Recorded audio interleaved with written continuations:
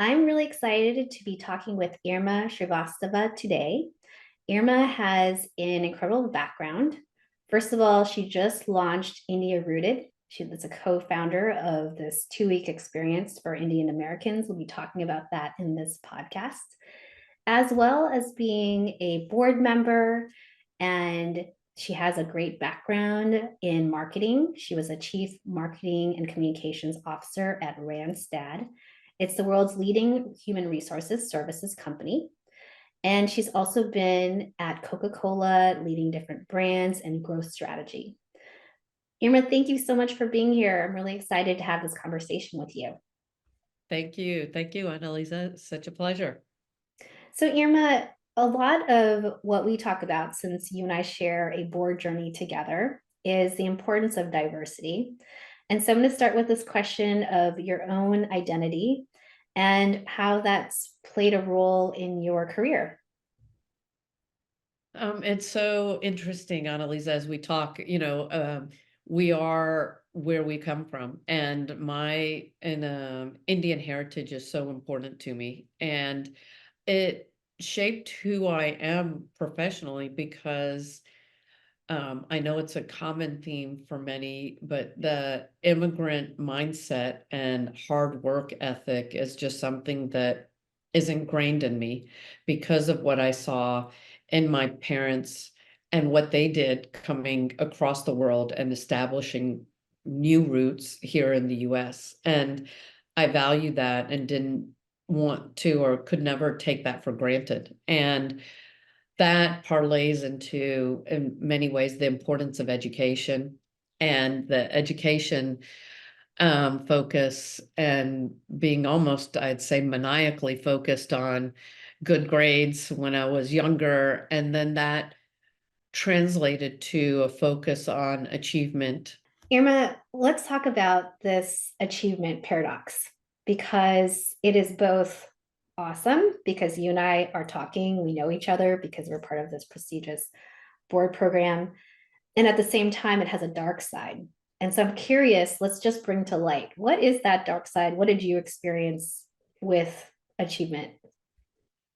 Well, you can, so I guess the dark side in many ways, as I reflect on it now, is that you can get so focused on achieving that you forget along the way to enjoy the journey and the people and the relationships and the learning that can be in so many different directions as opposed to just focused on, in my case, that corporate ladder that, I kept moving up. And there's a joy in life that you miss out on if you're so achievement focused, and that's unfortunate. There's times when you need to stop and be like, am I following really what my heart, like what excites me? And that's a luxury. The tension I feel, Irma, it makes me think of when you said that is our families had to be so resilient and gritty to Yeah. journey here. And the American dream is about hard work, right? Will help Yeah. us rise, make a better, stable foundation for our family to come, even in the future. And so it is a privilege to think about joy and passion and wanting to make a difference when that wasn't maybe what our parents were thinking about. And so I want to go to this idea of culture and how sometimes there are things, yes, we learn and we want to continue with this legacy, hard work. And also, there are things we want to let go. Right. And I'm curious for you, Irma, as you think about your career and as a mom, because I know you're a mom as well, Yeah. what are things in addition to letting go that we always have to be on the grind? There's joy. And I'm curious, are there other things in the workplace that you were taught that maybe they're myths for you? Like these are things that will help you be successful, but actually you learned weren't true and then let go.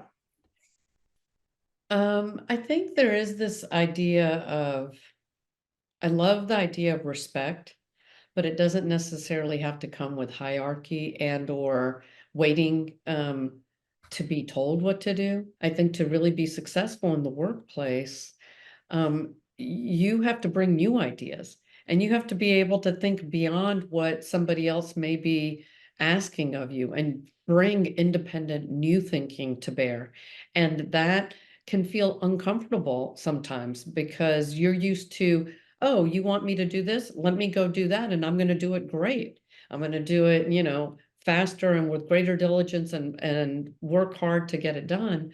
But in actuality, the real gems come from when you can think on your own and tackle something in a new way. And that is a little, it's different than what culturally would have been expected of me.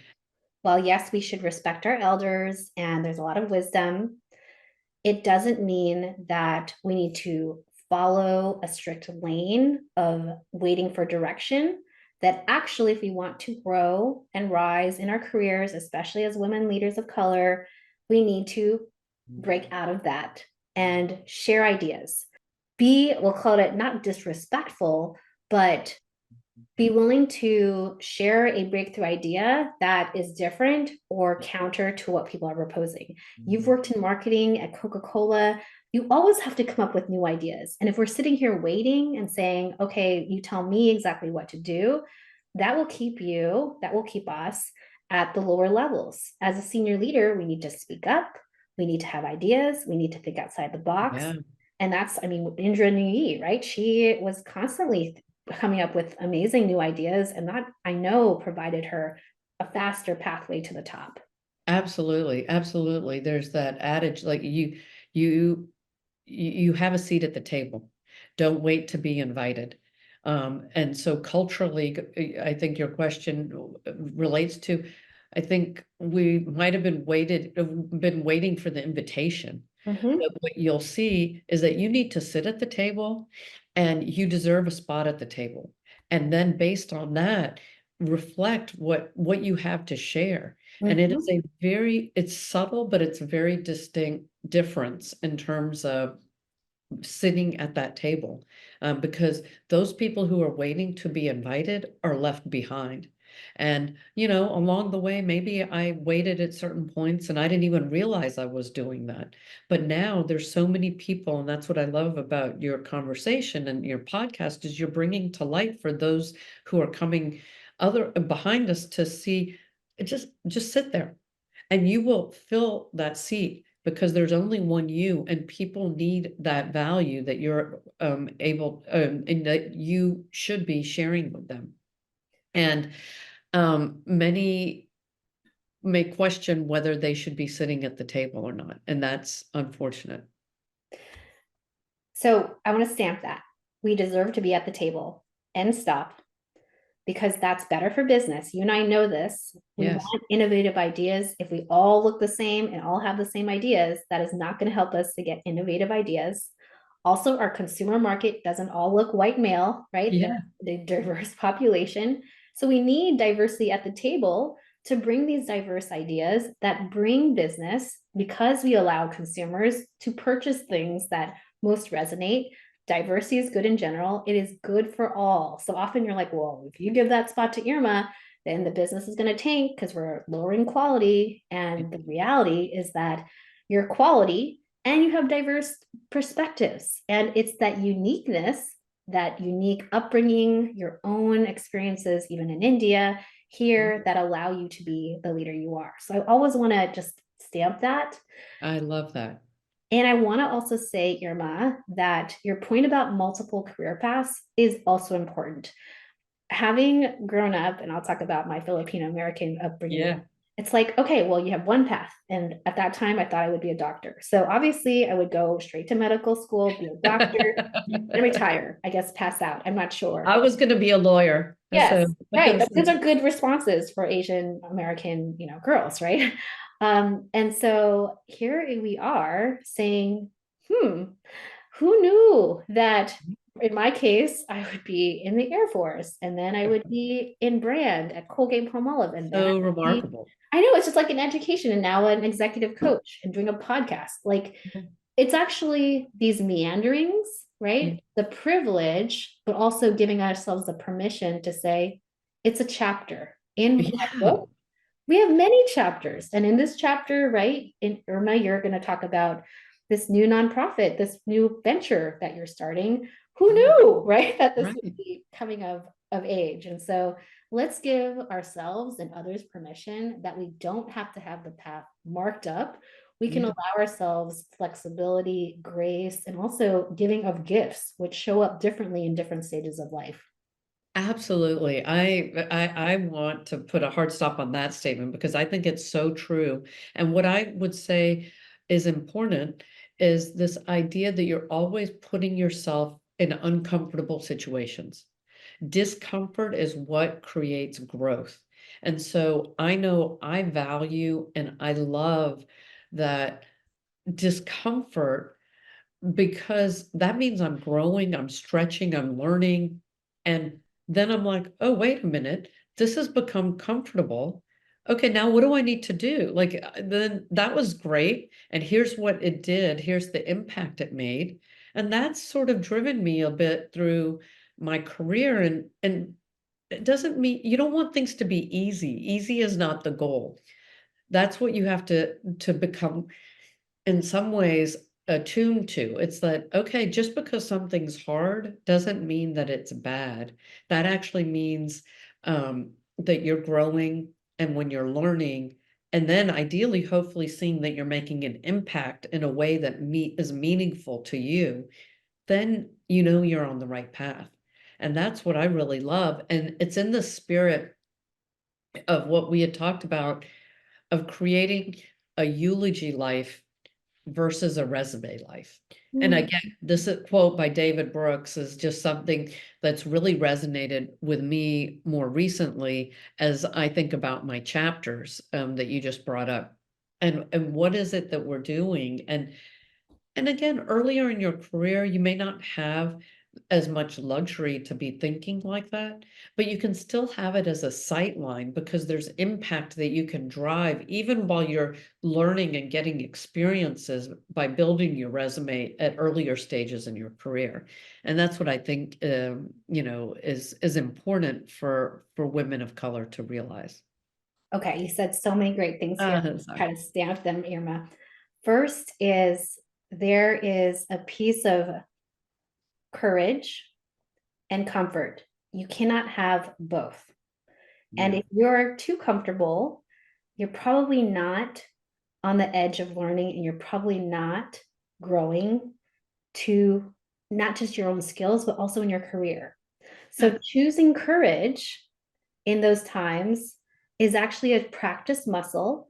And when you constantly learn into courage and lean into courage, Yeah. that is where growth happens. So we can embrace it and say, oh, this is scary. This is uncomfortable. Normalize that to say, I'm going to sit at the table. It feels weird. I'm the only one of my background, of my gender. It's okay, right? Be in that place of discomfort. Know that you're worthy. Keep choosing courage because that's the only path to be able to rise and have the impact we want. Yeah. I want to first say that. Absolutely. And then Yes. second, Irma, this beautiful, I don't know the quote from David Brooks, so thank you for introducing it. To live a eulogy life and not a resume life. Can you share with us, Irma, if you don't mind, your Yeah. like eulogy in a sentence or like what is your view on what Irma's eulogy would be? Well, and you know what? It's a work in progress, right? And that's what it in some ways, but there's a focus on what is that impact, lasting impact that I really want to make. And I'm I'm figuring that out, right? But I know that I had for so long been focused on my resume life. Mm. And what that means is, okay, I went from manager to senior manager to director to group director to vice president to wow, chief marketing officer, a dream. Like that was what I had sought to achieve. And then you come to realize, but wait, there's there's a broader impact that I really want to make.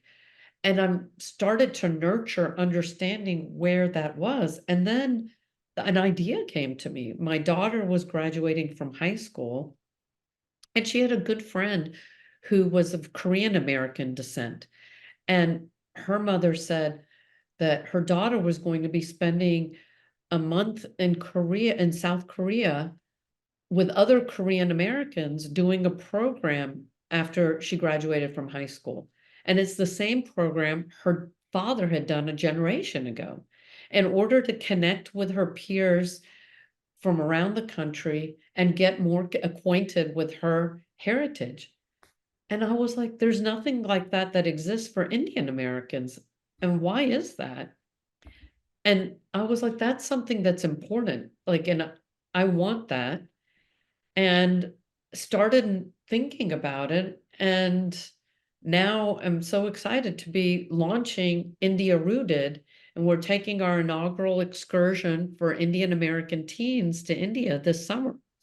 And I'm not sure where it will lead, but I know that I'm really vested in the vision and the mission of getting teens connected with their heritage, because when you know better where you came from, you can better chart your path forward.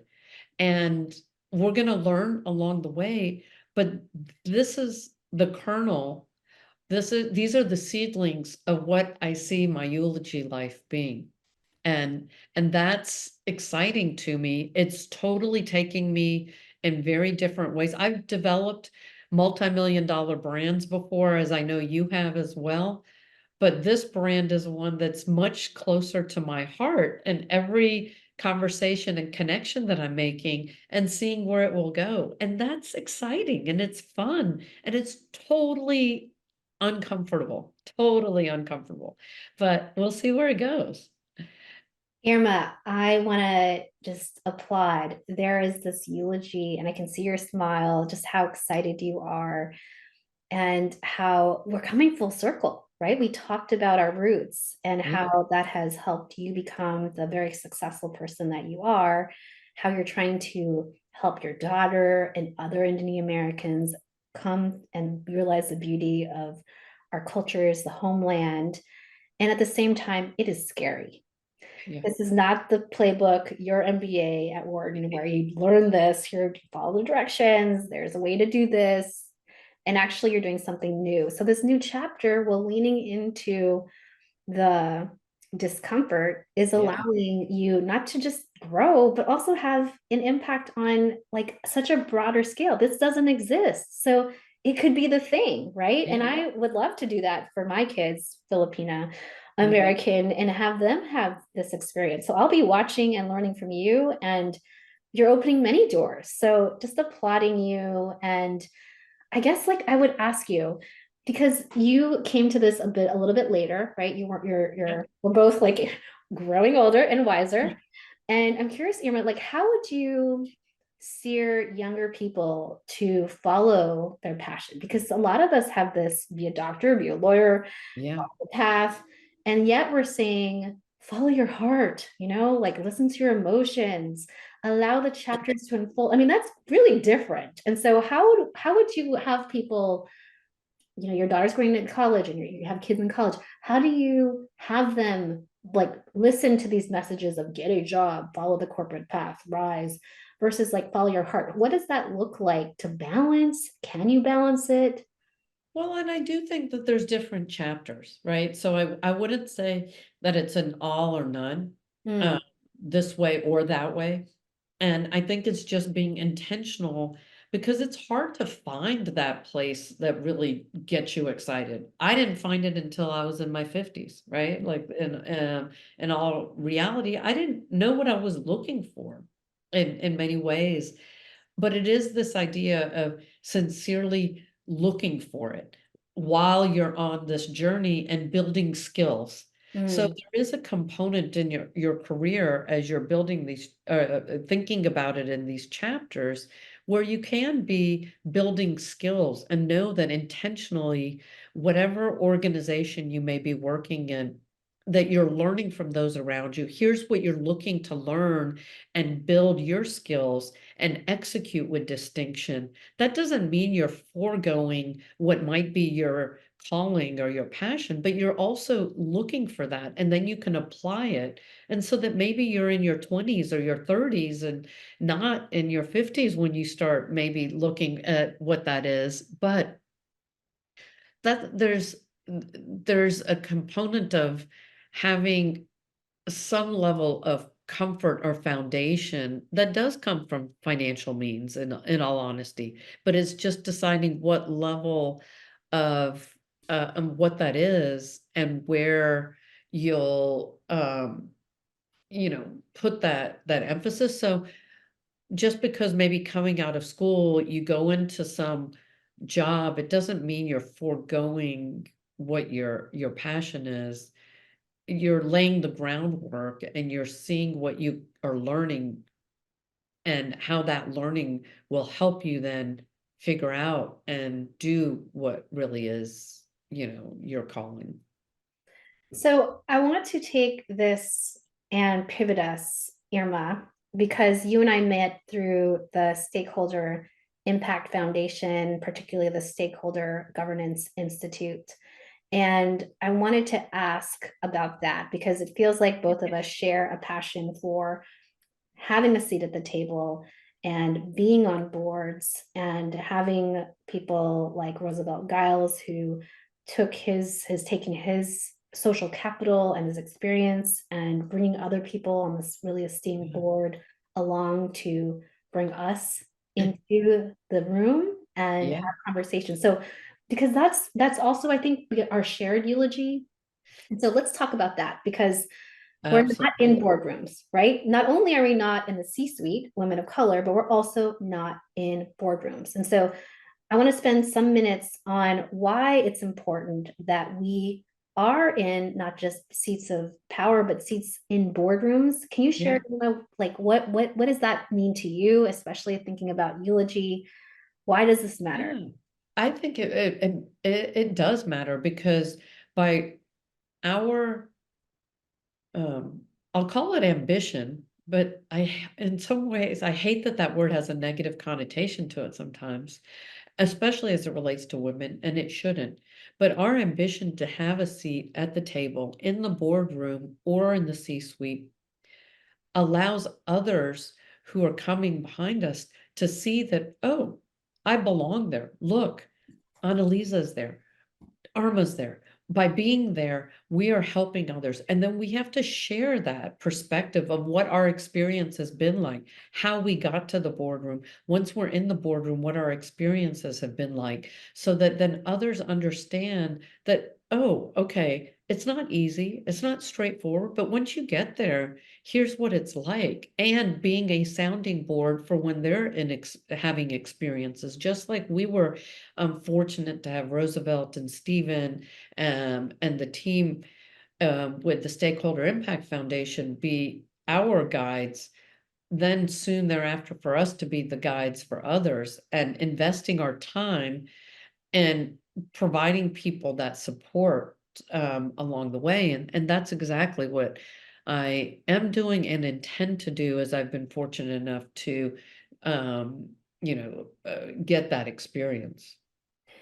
Irma, the path to the boardroom, let's just say this out loud. It Yeah. is steeped with so many ladders and hurdles. And what makes it particularly challenging is that these are not like jobs that people apply for on LinkedIn or a job board.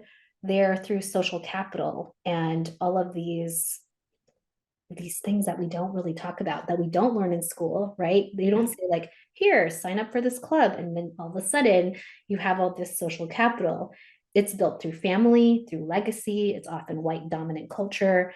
And so it is a hard industry to break into. And this incredible institution that we've been fortunate, I mean, fully funded to be part of Yeah, is so special. I don't think there's anything else like it I in agree. the world. I Yeah. mean, any Yeah, other program costs thousands and thousands of dollars, and there's also applications and so first of all, what an amazing opportunity that we had, and shout out to Roosevelt and Stephen and the team for this opportunity. I agree. And reaching back is really important, and we need to do this work because as we try to change things to make it more equitable, yes, we want to rise in organizations, but we also want to be part of these boards, which have incredible power and help shape our society, help shape people's 100%. lives. So I just want to stamp that it's not a, oh shoot, Irma, you need like power grabbing. It's Yeah, trying to have right open yeah, doors for more. And it's yeah, I didn't think when I was in my 20s that being on a board was something that I would seek to do, but it's part of change. And absolutely. I mean, I worked at Coca-Cola for many years. So when I thought about board service, I thought about the Coca-Cola company.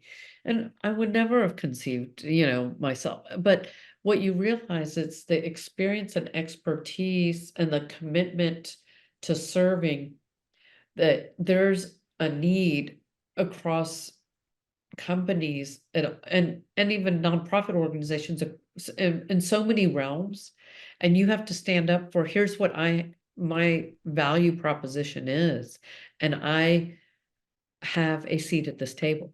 I deserve a seat at this table, and here's what I will contribute, and here's why it matters and why it will be valuable. And likewise, then how I can share that opportunity and vision with others. beautiful. Irma, are you ready for lightning round questions? Yeah, absolutely. Absolutely. Fun. Chocolate or vanilla? Chocolate. Oh, Cooking or takeout? cooking. I'm sorry, takeout. I wish cooking was better for me. Would you rather climb a mountain or jump from a plane? Climb a mountain. Have you ever worn socks with sandals? Not yet. No. How would you rate your karaoke skills on a scale of 1 to 10, 10 being Mariah Carey? Two, maybe even one. What's a recent book you read? The Covenant of Water. A really good novel. It's part of a book club, so but it was like it was very good inside. What's your favorite way to practice self care? Outdoor walks and runs, being out in the sunshine. What's a good professional development you've done?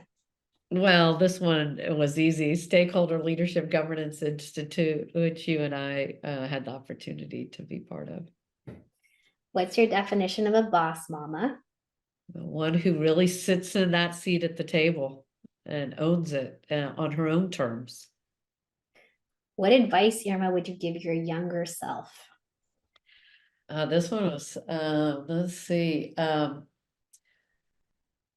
I think it ties into what we've talked about, discomfort is a good thing. Don't look for easy when you're trying to figure out your next step. Uh, that's not a goal. Irma, where can we find you? Like LinkedIn, anywhere else? But mainly on LinkedIn, I'm pretty active. I would love for you to check out indiarooted.com. You'll find me there as well. And then last question, do you have a final ask, recommendation, or any parting thoughts to share? Um, I think this concept of resume life and a eulogy life are important, and not to create pressure, but for somebody to think about what is that eulogy statement, and that it's almost like a running doc that you can keep on the side, like and check in on. And I really recommend people that for people, even as you're going through different chapters in your life, ones that may be more focused on resume, but have a sight line towards what that eulogy life is, so that there are things that you can get involved with along the way. But I think as women of color, we get pulled into our variety of roles that we play, but to remember yourself and remember sort of that sight line, and it can help you stay grounded. Beautiful. Thank you so much, Irma, for all these wonderful stories and advice. Appreciate you. No, thank you. Thank you, Annalisa. Such a pleasure. Good to see you.